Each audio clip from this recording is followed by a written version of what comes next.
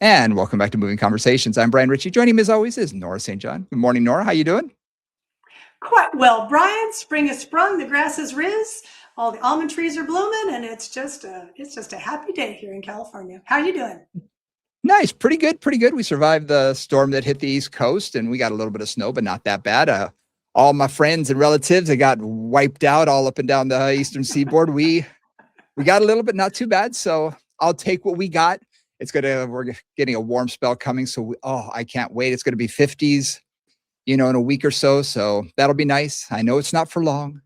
I love this whole concept of first winter, second winter. And I never quite understood that until recently. And I thought, yeah, because about Uh-huh. the beginning of March, we get a warm spell, and my You brain got a immediately moment? says, shorts, t-shirt, awesome. And I start putting away all my warm clothes. And then the next 2 weeks later, it's back in the low 40s and high 30s. And I'm like, oh, it's cold again. Wait, what happened?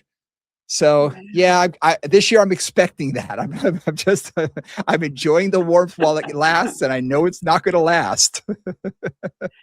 Hey, I wanted to. It'd be great for you to put a link. So, guys, just so you know, we talked about the Olympics a couple times ago, and Mm-hmm. that came about because we were talking about Lindsey Vohn's ACL tear, and then of course her leg break after that, and then Brian sent this quite amazing X-ray of the surgery. They put her leg back together again, I actually posted it and on my yeah, I saw you Instagram post it because feed. you shared it with me. But check it out if you haven't, and if you're not familiar with like the hardware that goes into putting bones back together. It's just interesting. Yeah, and any of you aren't familiar with that, it's eye opening is all I can tell you because it really is carpentry at its, at Oh, its most basic, or mechanical engineering if you want to use that term. what was it, like 17 screws, three Oh plates, my on God, yeah. lateral, backside, both, Yes. medial, lateral, backside, and you could see it. And I'm explaining this to my kids and my wife, and I said, now you see all these different screws at these different angles. Yeah. And then they had an animation of how these things are put in, and you could just see their eyes getting huge. And I said, yeah, that's modern science. I mean, way back when, I don't know if they much more than, okay, we'll put it as close as possible and we'll put you in a brace and a cast and let's hope you can walk again. And this is pretty amazing. It's really amazing. I mean, I don't know if any of you are crazy history nerds as I am, but like the Civil War is really when a whole lot of this kind of surgery started to come about. Like that was when a lot of surgery was created, really, and Mhm. figured out because cutting off limbs and all the kind of terrible things they had to do there. But you think about it, like they would have just hopefully manually reset the bones as best they could, which only works if it's a clean break, by the way. And then Right. basically put like, two wooden boards or whatever to keep the leg still for a period of time until it healed up. So the sophistication of all this hardware is just unbelievable. Anyway, I just wanted to pass it on. So check I will. out I'll Brian's put Instagram for that because it's just kind of cool. it was, yeah, when I saw the video of, I thought, this is simply amazing. I'm It looking is. forward to 2 years from now because as much of a go-getter and a genetic wonder as she is, I can't imagine before a year before she's near 100%. And I'm probably guessing closer to 2 years before she's able to do a whole, everything that she wants to do on it. Hopefully she will. You Yeah. look at something like that. I had a client who had a tibial plateau fracture where the top of it literally shears that off. And it happened skiing. And doctor actually said, chances of you walking normally again are pretty slim to none, but there's some new technologies. And she was fine after that. It took a year. Took a Yeah. year before she was about 85%. And I don't think she ever went skiing again because she just didn't need to. It was one of Yeah. It those, wasn't really, the risk wasn't worth it. no, it really wasn't. So for her, it was just, I just want to do what I can do. And she was in her mid 60s at the time. So she didn't have age on her side. So I'm hoping for Lindsay's sake that she just snaps back. And after a year and a half, she's back doing everything she wants to and can resume her life and whatnot. Yeah. But man, it's going to be a tough road, but she's determined. She's an athlete. She's got that spirit. She's got the mindset. She's got the mindset and Mhm. the discipline, and those are two key things in healing anything that serious. So hopefully it will all turn out well, and she'll be able to move forward however she wants to, because she's certainly achieved a lot in her career already, and we'll see where she goes now. That's super Exactly. exciting. One nice thing about I'm not a huge social media person. I'm begrudgingly sort of wading myself into it more and more each day. But what's nice is you can follow someone like that. So I'll be able to watch her progress every time she does Right. post something. So it's kind of neat that you can sort of keep up with someone a little bit Yeah. without feeling very stalkerish. It's more of a, as a Right. fan thinking, Right. okay, Exactly. how Uh-huh. how are they doing? I So can be an it'll be kind of anonymous neat to fan out watch. here, right? I can be an Exactly. anonymous fan just kind of hanging out in the background, taking a look. Exactly. Awesome. Exactly. All right. Well, last week we talked a lot about things like corrections. We discussed the differences sort of between the movement practices, let's call it that, because we didn't just talk about Pilates and personal training. We also brought yoga into it. So the different movement practices. And I tell people all the time that for me personally, I consider myself a movement professional. I Yeah. specialize in getting people to move better, and I do it through whatever tools I have available to me. Right. So that's been my mindset. So that's kind of what we discussed. But as a small subsect of what we talked about the continuum of correction, as I have sort of called it. Yep. That there is this continuum. So I thought this would be a great opportunity for us to sort of dive into that. When is correcting right? When is it wrong? How much should you correct?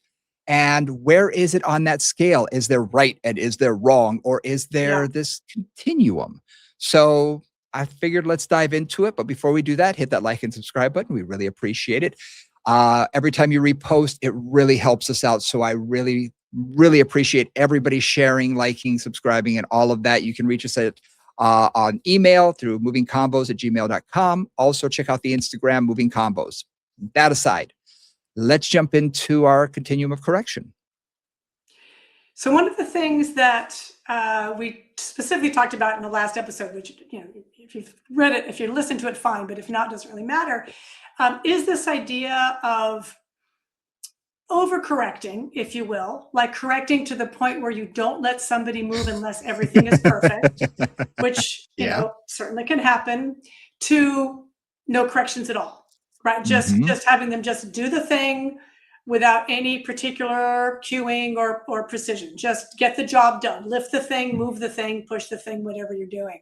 And Mhm. that this really is a continuum, and different clients at different phases of their recovery with different mindsets are going to be at different places along that whole continuum, right? Mhm. And so we just wanted to bring that up because we talk a lot about correctives on this podcast, Yeah. Yeah. and a lot about ways to think about things and things to do, and things to emphasize. But sometimes you can go a little too far in one or the other direction, and we just wanted to Mhm. again take that approach of when do you correct, and also when do you give up, which is Mhm. kind of a funny way to say it, but when do you let it go? Like if you're trying to correct somebody, trying, you're not getting anywhere, when do you just stop and move on? Because I think that's Oh, another we've key piece all of been it. there. How many times have I've had the client where you can say it till you're blue in the face. And there are some people who are body dyslexic and who Yeah, just for don't sure. feel what you're trying to say. And even with physical maneuvering of your body, getting them in position, they can only do what their body's capable of. And Exactly. And their body sometimes, mind are capable of, I'd say, right? oh, Because that's it a can good be point. mental as much as physical. Yeah. Absolutely. I had someone on the reformer doing just a little footwork up on the toes, heels together. And when you're watching someone and it just doesn't look right, everyone Yes. else looks one way, and I'm watching this thinking, what's wrong? What Uh-huh. is wrong? And for the life of me, I couldn't figure out. And he's bow-legged. So his Okay. ankles are a little different. And Yeah. I had to really break down the entire process and go, Right. Like oh, what? Where's the weirdness here? Yeah. because I was trying to seek out the right phrase that might get Yeah. him into what I'm looking for. I kept working on it and we got him better. By the end, he was better. But was he perfect? Far from it.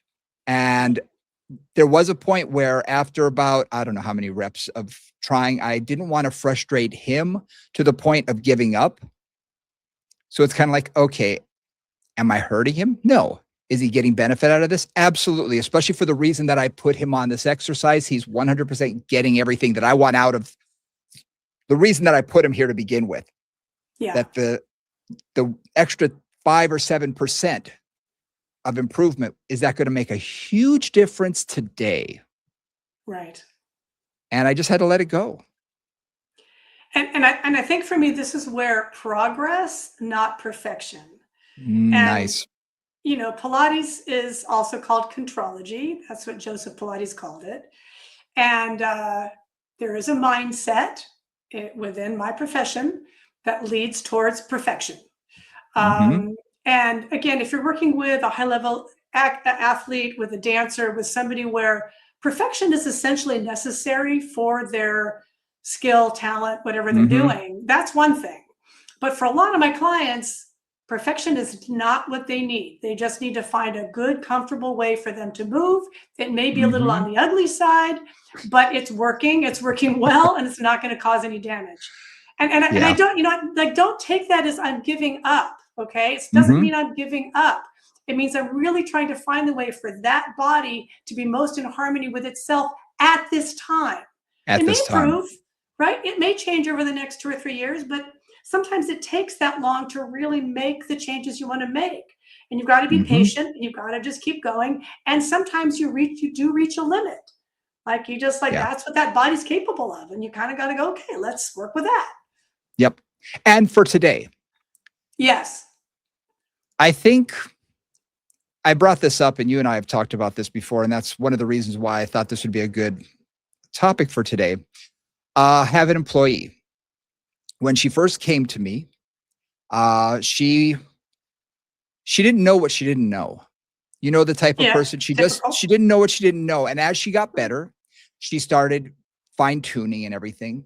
And there comes a point in their career, and I know this with almost everybody who I've mentored, where they go from one side of the pendulum to the Right. exact opposite side of the pendulum, where the Yes. perfect form is micro, specific, and they get almost too caught up in the black or right. It's either right or it's wrong. And Yes. I've really had to sit her down a number of times and say, okay, there's a gray zone. It's not Mhm. 100% right. It's not 100% wrong. There's a gray zone in between. And sometimes close enough is close enough. Don't let, perfect stop you from being good or Right. great. Yes. And that, I think, is what a lot of Pilates instructors, personal trainers, they get caught up in that when they get to that certain point, because they want to make those corrections and they want it to be so perfect without realizing that it's still good. Their movement patterns are still good. Yeah, and it's kind of like, as their eye gets better, right? As they get clearer on what they're trying to Yes. do, and they can see the issues more clearly. I'm teaching advanced movement principles, so everybody's learning, like, their eyes are going, wow, wow, I'm seeing more, I'm seeing more, I'm seeing more. And I do have certain fears that that's going to lead to a certain amount of Mhm. going down the rabbit hole of, like, okay, let's take your pelvis and move it a quarter, like, that real super refined work. Okay, learn something from that, but also be Mhm. willing to just kind of, like, all right, we're good, let that go. Mhm. One other thing too is correcting to the point where people aren't moving. And Yes. I've worked with people of all different kinds. So when I'm working, for example, with somebody where this is their primary workout of the week, maybe they're seeing me twice a week, and I know this is pretty much all they do physically. Like, the rest of the time, they've got a desk job or whatever. They're just living their life, but they're not particularly active. I Mhm. know I need to do enough work to get some strength and some endurance and some resilience in that body. And Yep. Pilates does some of those things better than others, but I need to, like, get them moving. Mhm. And a lot of times, to do that, I'm not going to care so much, as long as they're within safe bounds of perfection. I just want to make sure they're moving for that whole hour, because that's the only time their body's really getting that stimulation. Other Mhm. clients, and I think of a lot of my dancer clients, they're working 20, 25 hours a week on perfecting everything outside of this. They're doing a million plies and a million whatever they're doing, or running or cycling. So they've got that basic foundation level of fitness, and we can Mm-hmm. spend the hour refining, Mm-hmm. right? And just kind of really getting nitpicky because they're getting the gross motor, they're getting the rest of the stuff in the rest of their life. So that's another place where I just, look at what they're doing and what the purpose of this session is for them. That's the word, purpose. What is their goal? Right. Are they here to see me? Rehabilitation, 90% of what I do. Right. But guess what? I'm not going to necessarily spend an hour just on their rotator cuff or just on their knee, Right. because It'll exhaust them for one thing. it's going to exhaust them. It may make them worse because Exactly. it's too much focus on that. And also, they've come to exercise. They want to get healthier in general. So Yes. guess what? We spend a portion of the time on that, but then there's another portion that we have to get them moving. We have to get their body, doing other things besides focusing so much. And you and I have talked in the past, sometimes their focus is only on pain, that they never move anything else. Right. So I want to get them beyond that. So when I am focused on their knee, for instance, I'm going to make sure, is their pelvis in the right position? Is their knee in the right position? Are they pushing through this part of the foot properly? All of this kind of stuff. And I'm going to be a little more hypersensitive on those. But when it comes to other things, I might be looking more for gross motor. I may be looking for more movement quality. How does it look? How does their body look moving in space? Because if it looks fine, I'm probably going to keep my mouth shut and make small, tiny adjustments if necessary. Because sometimes it isn't necessary. And yes, I told you about the client last week who is constantly, am I doing it right? Am I doing it right? Am I doing it right? Is this right? I think I want to. We get those. But at the same time, there's the other side. People don't want to hear that you're doing something wrong constantly. Right. Sometimes they need some positive affirmation as well. And just being said, man, that looked great. Man, even though your lower body is, man, look at what we did with core, whatever it is. It's like, that looked really good. And they're like, oh, thanks. And you could see something made them feel good, giving them some positive reinforcement. Because again, when I'm talking about their injured part, I might be a little bit more nitpicky and a little bit more about that. Critical. Yeah. Critical, perfect word. And so there has to be a balance. No one wants the taskmaster who's constantly criticizing, but also no one wants the mamby-pamby who's everything is great. No, that's fine. There has to be a balance. And there's a lot of ways I think about that balance. Like one of them is when I'm really working on a particular area, and particular area like the shoulder or the neck, which really can't take a lot of work. Like you shouldn't do an hour on the shoulder because it's just too much. I know I'm going to focus on that for, let's say, 10, maybe 15 minutes in the session. But I'm going to do a general warm up, like get the whole body moving first in a safe way for whatever that body part is. You get the blood moving, get things going. Then I'm going to do a little focus on that area. Then I might do some more general workout. Then another little focus on that area. Then like a nice little sort of cool down ending process. So I make sure too that I just structure the program so there's moments of focus and intensity, and there's moments when it's like, okay, you know this, you've got this, we're just going to do some footwork, or we'll do some, whatever the exercises are, right? Some things they're familiar with or comfortable with, and they're successful at. And absolutely.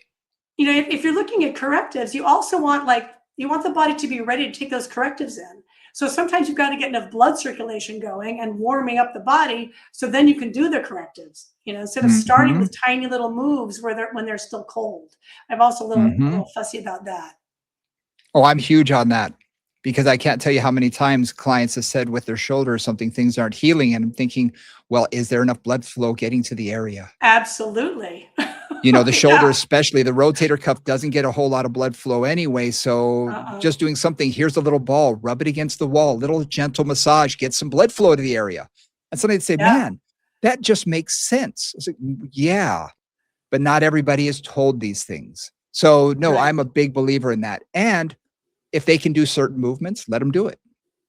Right. It's okay if they could do sagittal plane, but not frontal. Well, move them in the sagittal plane for a little bit.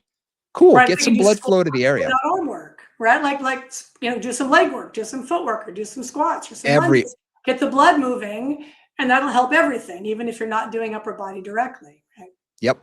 Now, something you told me, and you didn't tell me this directly. I've told this story many times in classes, but one of our first encounters was at a Coraline workshop before a POT, and it was in Denver. And I remember this because my mom lived in Denver, and I brought her in because she wanted to learn too. And that was an interesting Pilates on tour because every Coraline had a helper, had an assistant. The person who was assigned to me and my mom has had many, many surgeries. She has some issues and whatnot from years of, using her body and whatnot, but she's had replacements here and there and everything. And at the time, I was almost 280 some odd pounds, 290 pounds, and I was going through some back issues and some knee issues and all sorts of things. So let's just say that we weren't the perfect Pilates people at the time. And the assistant who was working with us only worked with dancers. So let's just say my little buddy, I wasn't going to move like her dancer people were. There was no way. And by the end of probably lunchtime the first day, she was already checked out. She wasn't assisting us much anymore. And by the second day, she completely was ignoring us because she was frustrated. She couldn't get me to do what I needed to do for the exercise. And we were doing basically a lunge, a reverse lunge on the apparatus. And she was correcting me and over-correcting me. She said, move your knee here. And I swear there was 30 individual cues. Yeah. My brain, as a movement professional, you'd think I could keep up. My brain was so fried. And you came up and said one thing. You said, oh, straighten out your back foot. And it corrected 80 to 85% of the movement with one correction. And that moment taught me, look for the one correction that makes the most difference, and sometimes leave it at that. Exactly. One of the things, I had a number of teachers who did neurolinguistic programming, which I don't know a whole lot about, so I just threw that out there. It is what it is. But one thing they said, which I think was really true, and that's certainly been my experience, is the body and the brain cannot really take in more than really maximum 3 cues. Yeah. Like once you've gone beyond that, the brain shuts off, and you'll see this with your clients. I think of one instructor who I was working with, and she had a nonstop running dialogue of cues. She did not shut up. Put your heels here, put that there, put your weight there, put your heels there. And every single exercise she would talk through the whole time. And there's two things about that. One is, it doesn't, for me as a client. So when people do that for me as a client, I tune out. I just space out. I can't take in that much information. And it overwhelms me. And I also can't feel what's happening because I'm listening so much that I can't actually pay attention to what's happening inside. It gives them all the power because they're creating the situation. And it really, for me, disempowered me as a student. I didn't know what to focus on. Give me 1 or 2 things to focus on. And in many exercises, I'm like, okay, this whole session, this whole hour, we're going to focus on where is your pelvis. That's all we're going to focus on. And like you said, you find like the one thing, or you can focus on where your glenohumeral joint is. Like, okay, where is it here? Where is it there? Where is it here? Where is it when you're on all fours? Where is it when you're in plank? And sometimes find that one thing and just having that be the focus for a session or 2 or 3 or 4 or 5, you make progress. And then you find the next kind of organizing principle and you work on that. And definitely not to be much more effective than every little cue. Oh, by that one moment, learning that from you, that one day. Now, I'm not going to say that at that moment, I was able to understand why this worked so well for me and my brain. But after I processed it, it changed the way that I cued everybody. And I began cueing much more concise, much more specific. And I'm not saying that I was someone who had on those run-on sentences, but I probably wasn't looking as clearly for the one thing, that one cue that made the biggest change. Because when you find that, giving those other 30 cues, who cares? They don't matter anymore. You corrected it Yeah. all with one. And so when you're looking at that continuum, if 100% is 100% right and 0 is 100% wrong, if you can get to 80% by saying one sentence, that's huge. Hallelujah. That's Hallelujah. Focus huge. on it. Yeah. And you focus on that first session. And then the next time you remind them of that and they integrate it in their body. Remember, we have something called a learning curve in the body where the first time you do something, you're awkward, you're gawky, your body doesn't really know what it's doing because your brain can't figure it out. Yeah. Second time, oh, I kind of got this, and you're a little more grooving. By the third time you've tried the exercise, it feels more native to you. It feels like I got this. This feels more natural. Well, if that 80%, now that feels natural, you can start making incremental changes toward the 100%. And maybe you only make it to 87. Who cares? That's still amazing. Sometimes you'll make it to 100. But getting that closer over time can be huge. And I'm going to tell you something, that 90 to 100 is the hardest for so many people, myself included. In every situation, man. And it The can last be 10%. years. Exactly. Yeah. The first 75%, you can kind of get that in 6, 8, 12 weeks. The Yeah. rest of it can take you the rest of your life. I remember doing squats, and man, I focused on it for so long. And it took me so long to get to the point where I was happy with the outcome. Am I 100%? Everyone's going to tell you what 100% is different. But for me, I finally felt I went low enough. My hips were engaging properly. Everything felt right, and I wasn't hurting myself. Everything was feeling good. Now I'm talking unloaded even. It just felt right. Good deep hip flexion, good hamstring lengthening.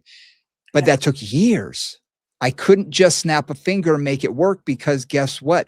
There were a lot of pieces to that puzzle that I needed to work on to get there. Again, you get to 75, 80%, great. But after that, you got to work on all the other things to get you there. And it takes a long time. So again, that last 15, 20% can be a real tough one. And thinking about that, right? Thinking about how you make those corrections, how you choose what correction to make in any particular scenario. I sometimes I use a scheme sometimes, sort of global to planar to local, right? So it's helping me to identify where the issue is. For example, like okay, that movement just looks discombobulated. You see somebody walk and they're like, is there a hitch in their get along? Right? Like something big, your eye goes, something weird's happening here, right? And then I kind of go, okay, so is it happening in the sagittal plane? Is it happening in the frontal plane? Is it happening in the transverse plane? And this doesn't work for everybody, but I realized, oh, it's a rotational issue. It's like a clunk. It's a little funny rotation when that right hip goes forward or whatever it is. Okay, so it's in it's in the rotational plane, and then it's like is it the hip? Is it the spine? Is it the pelvis? Is it the hip? Is it the knee? Is it the foot? Like where is that? Is it the torso? Like where is that coming from? And so then I kind of try to look local, and what I wanted to say about that is, and that's kind of how I come up ideally with the one cue that will make the difference. But that, guys, remember, is a practice, and you're not going to get it right the first time necessarily. So be willing to evolve. I can't tell you how many new teachers, especially, are like, well, what's the right cue to use here? I'm like, and again, I know different people think I have no idea. What does that person respond to? Did that cue, like if I say something, did it give me the response I want from the body in front of me? Bingo. Right? Because sometimes you can be as anatomically precise as possible. Take your right tibia, rotate it 1/4 of a degree to the lateral side when you put your foot down. Okay. What does that mean? Now, right. I've got some engineers who think like that, and I can use that precision because they kind of need that in their brain that helps them. Other clients get you like, you want me to turn my foot out? Like, what do you want me to do? So it's also like once you've kind of looked and figured out where you want to focus, then it's finding the language, the cue, the metaphor, because it's always metaphor that 100%. Gives you the response you want in the body. And Yep. that metaphor could be anatomically accurate or could be like butterflies in spring. Like whatever it is that the body responds to, that's what you've got to work with. I remember trying to get someone's transverse abdominis firing. I've probably got 30 different ways of saying it. Everything from make your abs smile to pulling your belly button to all these different things. And you know what? I use them all. And every now and then I come up with a new one just because none of these are working with this person. So you think of Yep. something new. And again, make your abs smile. 9 out of 10 people are going to say, what? But I got to tell you, there's one person who goes, I know, and they just do it. And you're thinking, okay, I don't know how that works, but it works for you. I'm good with that. That's all I need to know. And it was a PT that clued me in on that because she said something that we were working on transverse abdominis work. And she said, okay, from your hip bones to your belly button, those are elevator doors. Close your elevator doors. And I went, my brain, it worked. And I just said, wow, that's a unique way of saying that. Yeah. And after that, and this was, I mean, we're talking 25 years ago or something. But it was one of those things, click, okay. That worked for me. And I said it to a client and they looked at me like I was talking, to a cat. They just, huh? And I went, okay, that doesn't work for you. Got it. And I didn't say it out loud, but if I just kept saying it over and over and over to them, well, I may as well hit my head against the wall. It wasn't going to be any clearer the 5th time as it was the 1st. No. So the correct cue for that person is the one that gets them to move properly or the one that gets the result you're looking for. And it may take you a year to figure that out. It may take you one try. You never know. You got to keep trying until you find the right one. One other thing, and I've told this story before, but I'll tell it in this context. The other one is, it's kind of like, working with a client is like planting a garden. Okay. You work with them, you teach them certain things, you get them familiar with certain concepts, they get movement patterns in their body, they learn to understand your language and what you mean, and you kind of create a language between the two of you that communicates effectively. And there's certain cues, and there's one client I think of always with this, who, I swear to God, I worked with her for 16 years and I gave her the same cue about her hip, at least every session, if not every other session. And then one day I said it a different way. And she looked at me and she said, why didn't you tell me that before? And she was angry that I had not given her that cue before. She was actively like pointing her finger going, why didn't you tell me that before? She was actively distressed with me. And I just had to smile. It was like, I have given you a variation of that cue at least once every other session. I was seeing her once a week for 16 years. And your body wasn't ready. I always talk about cues as being like a lock and a key. Yeah. And you can keep poking the key, like you can keep putting the key on the door, but if the lock isn't there for it to go into and open, like they haven't created from their side the reception for that particular thing, then you don't get there. And so that's the other thing about correctives is kind of being patient to keep tilling the garden, if you will, until 100%. the body's able to understand that next piece and then to integrate it. And that's just time, 100%. A lot of this is time and repetition. That's the key.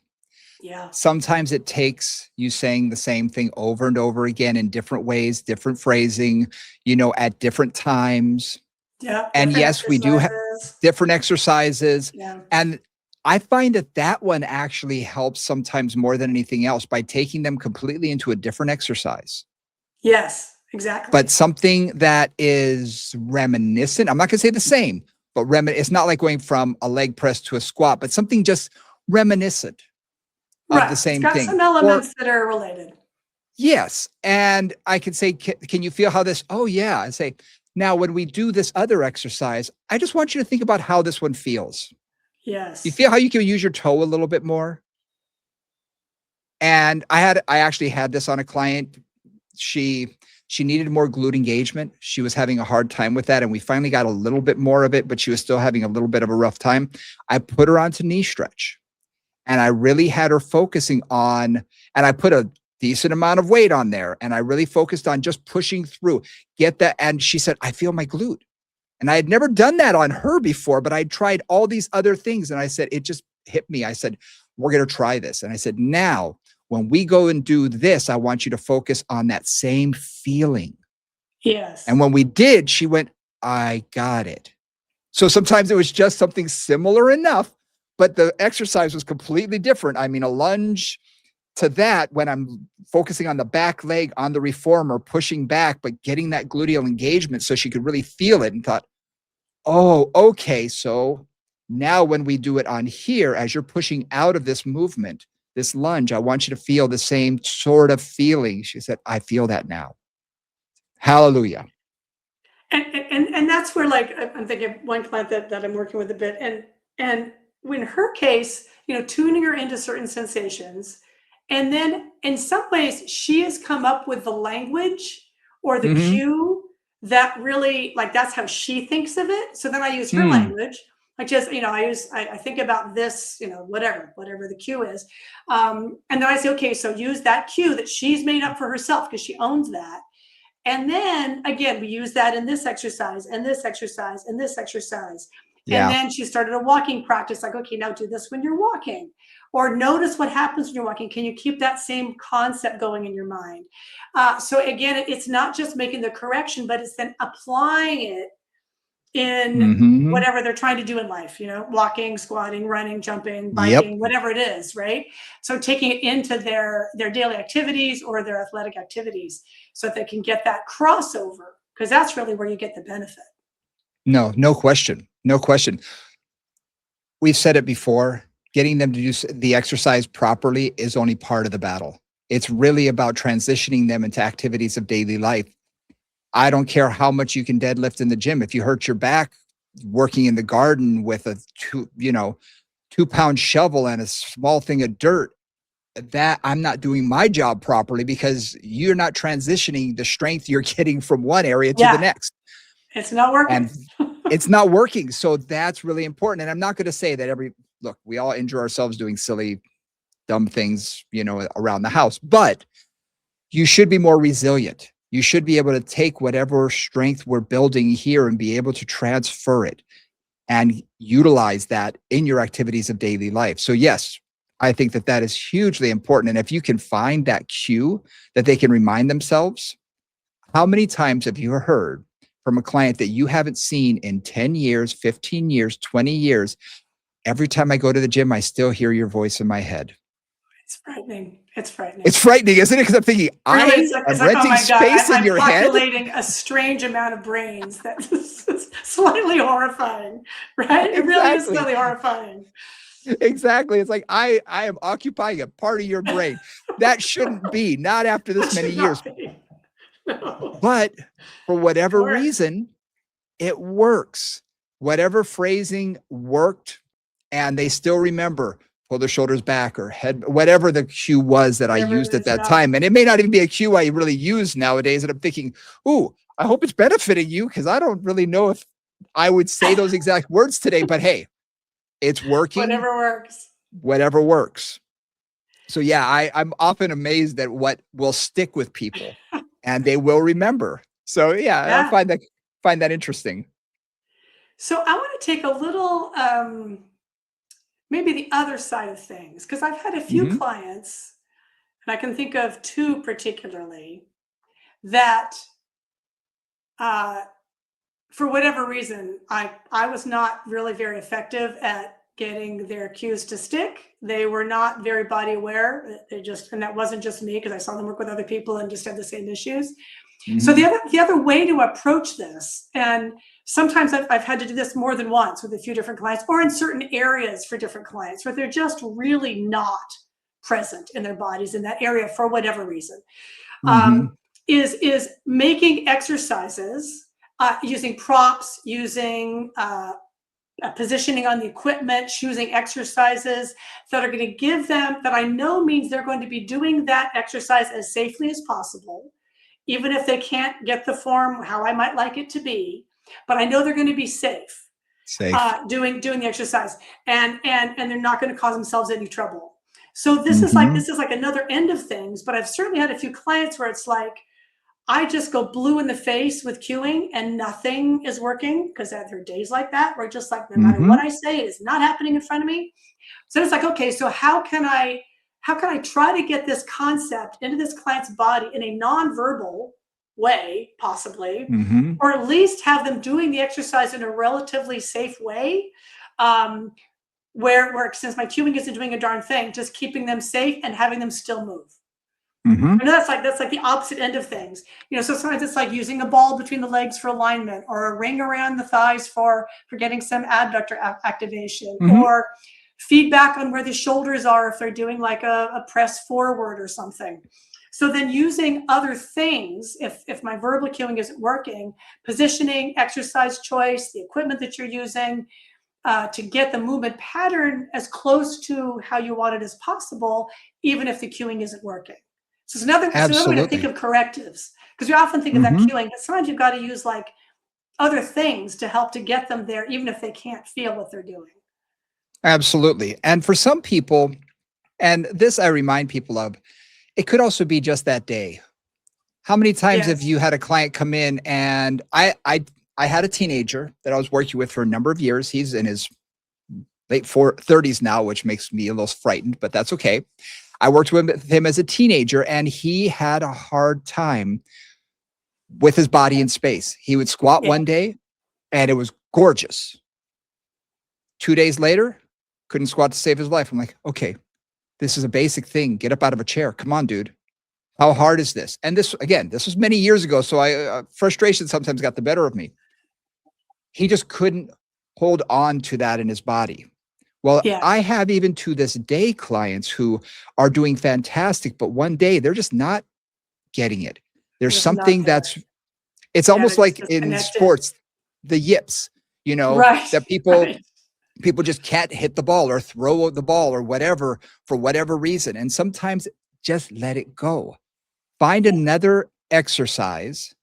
And those are the days that literally I will pick something that is so silly and Yeah. so different. We have a long hallway here. Sometimes I'll say, okay, let's grab, we have a ball that's technically a medicine ball. It weighs like 2 pounds. It's the size of a Okay. basketball. Okay. Yeah. But they say it weighs 2 pounds. I don't even think it weighs that. And it's slightly overinflated. I'll take it into the hallway and I'll say, I want you to throw this thing as far as you can. And they'll throw it. And I'll say, no, go get it. I basically being Uh-huh. treating them like almost a dog. I'm like, fetch. Right. And then they'll go get it. And say, now throw it back to me. And they'll throw it. And then I'll say, okay, come and get it. Now throw it again. They're getting movement. They're exercising. Exactly. I'm getting them out of their heads so they're not so Yeah. frustrated on, I can't get this anymore. Yes. I literally had to just change gears, or I'll say, now kick it. Kick it over here. Now, can you kick it to that wall? Can you kick it over there? And there are times when I just have to get them out of their head, out of the space, go into a different room. If we're doing Pilates, I'll take them into the other room. If we're doing the other room, I'll take them in the Pilates room. Sometimes just getting them Change the out of their space. head, Change the change environment. Yeah. everything. Yeah. And then things start looking better. They stop thinking about it so much. They start moving a little bit better. And I can't emphasize this enough. There is no 100% when it comes to doing an exercise right. There is that gray zone. And you said it best. If they're doing it safely, they're not causing themselves harm. Right. So guess what? Even if that gray zone for this person is a little wider than it is for the other people, it's okay. It's all right. Over time, maybe we can shrink that down a little bit, but for today, maybe it's okay. You also have to remember, and this is something that I always look at, is what's the reality of their situation, of their life? Okay. If this Mm. client is in, serious pain a good bit of the time in their daily life, I'm going to be a Mm-hmm. whole lot fussier about making sure they're doing things as good as possible to decrease their discomfort level. But if somebody's 100%. basically doing pretty well and they're, but they don't move well, but they're not in pain, they're able to function, then I'm going to let some of that go, and let it Mm-hmm. over time improve.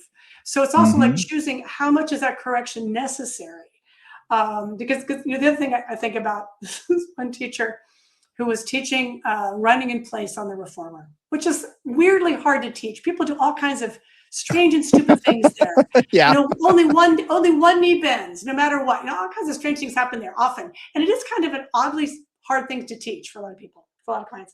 And she got into a thing with this one client where she was trying to teach it. She got a little over intent about, we're going to figure this out. The client was absolutely not getting it. And I'm in the other room doing notes, I think. And it was like 20 minutes later on running in place, they finally got it. And it was one of those things where a very useful tool for all of you as instructors out there, and for your clients as well, but particularly for instructors, is gracefully removing yourself from a situation that isn't working. Yes. Right? So when you see the client just like, getting totally frustrated and constipated because they can't figure out what the heck you're trying to get them to do, or you're getting frustrated and constipated because they can't do what you tell them to do, like, hey, let's come over here, to your point, Brian, let's come over to this other piece of equipment, let's go to the mat, let's go into the personal training room, let's just go out to the hall, right? Just a way to kind of break up that frustration, because that isn't good. That really doesn't get anybody anywhere. And I've seen more clients and instructors just get into that, like, ball of frustration. I've also had the opposite though. And you have to find a way to remove them when I'm going to figure this out. Yes, that's what I mean. And it's not happening today. And it's not today. It's okay, dude. I had one person, he was a chiropractor, and I was doing one I was doing marching, where I didn't want him to push on the other foot and twist his hips. That's all we were doing. Okay. Simple. Okay. He had a lot of back issues, but simple exercise. Oh my gosh, 40 minutes. I'm not joking. I timed it. He would not let it go, because every time his hip would twist, he'd say, nope, nope. Yeah. Nope. And after 10 minutes, I'm like, it's not happening today. Let's move. I'm going to get this. 40 minutes. And finally I said, I think we should stretch now. We're going to have to come back to this tomorrow. We did, I think, 2 exercises that session, because he was so fixated. And I've had a few people like that just won't, they're a dog with a bone. They will not let it go. Right. You have to come up with a way to gracefully say to them, don't make them wrong. Right. But gracefully be able to say, today's not the day. Right. And we're going to come back to this next time. Your brain is tired, whatever. And I've used that one a few times, and I'll talk about, I had Ode Haugen was one of my former bosses. He owned the gym I worked at. He was world's strongest man competitor, oldest world's strongest man competitor, for qualifiers and all that kind of stuff. Wonderful guy. He worked out for 7 minutes. We had a room that was dedicated to strongmen in this gym. And I was in there doing something, and I saw him come in, and I know he hadn't done anything yet. And he did one exercise and 7 minutes. And then he left, and I thought I'd see him somewhere else in the gym, because I went and I didn't see him. And then I saw him sitting in the cafe, and I thought, oh, he must have gotten a phone call or something, or business. And I went over and started talking to him, and I just asked him, and he said, oh no, that's all my brain could take. He said, my nervous system can only take so much stimulation at one time. Yeah, good for him for knowing that. And he's learned that over the years. So he said, so for me, for that exercise, I know that when I get to a certain feeling and frustration level, I have to stop and just let it go for the day, and I'm done. He said, I might do a little bit something later on today, but I think I'm probably done. And I've used that example with clients, and I've said, your brain's tired. You're not, you're probably not going to get it neurologically today. Exactly. Not your body, but neurologically. It's tired. You ever get to the point where you're so tired, you just can't think? Well, your body's kind of that way now. And I pivot. And whether it's true or not for that client at the moment, they follow me at least. And I've gotten clients out of that situation. So finding something that works that can help you with that is going to help, because I've had a number of people dig themselves in that hole. And the more they dig, the worse it gets. And some for me is like, when you start to work with a client, and this is something that I'm pretty sure I do without thinking about it much anymore, is it's pretty clear in the first, first, second, third, fourth session with somebody how physically proficient they are, right? How Mhm. able to take cues, how coordinated they are. Like, as you start to develop that vocabulary, that communication style between the two of you, you start to get that. So there's some clients where I know it's going to take a long time. Like, I know that they are not going to get this concept for a while. So Yep. I'll give them light corrections. Like for the chiropractor example, I say, just keep your hips as level as possible. All right, Yep. that's pretty good. All right. Okay, let's move on. Right. Understanding like this isn't going to happen today. And you can see when that isn't going to Yeah. happen. Maybe this trimester, right? This may not happen for like Mhm. several months. Right. And so some of it is just understanding this is with experience. When you can push 100%. and kind of really get into the weeds with somebody, and when you got to just not even think about the weeds, stay in the field. Mhm. We're in the field, we're just going to stay in the field, right? Other Yes. people are going to like, okay, we're going to go down to the leaf on this plant and we're going to really dive, but for the rest of you, we're just going to kind of keep it broad. And I think that's the way we really should think about correcting people in general. It's Yeah. the person in front of you.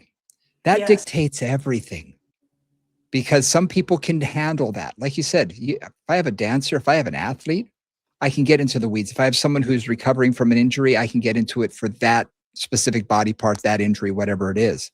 But a Right. lot of times, that's not my goal for these clients. My goal is to get them to move Yes. better, to get them to move pain-free, and hopefully load those movements eventually so that they're able to get stronger and more proficient at movement. That's our job. Yes. That's our goal. Exactly. Exactly. So I think that really it does come down to client dependent. Yeah. So I think this is, sorry guys, I hope you've enjoyed this conversation. I know I have. Because I think one of the things I always hear from teachers is, how much do I correct? How fussy do I get? Like, I think Mhm, those are good questions. And to your point, Brian, and I kind of wanted to, put mhm. these ends on it. It is client dependent, and it really is Yeah, understanding what that client's ability is to take in information, how proficient they are as a mover.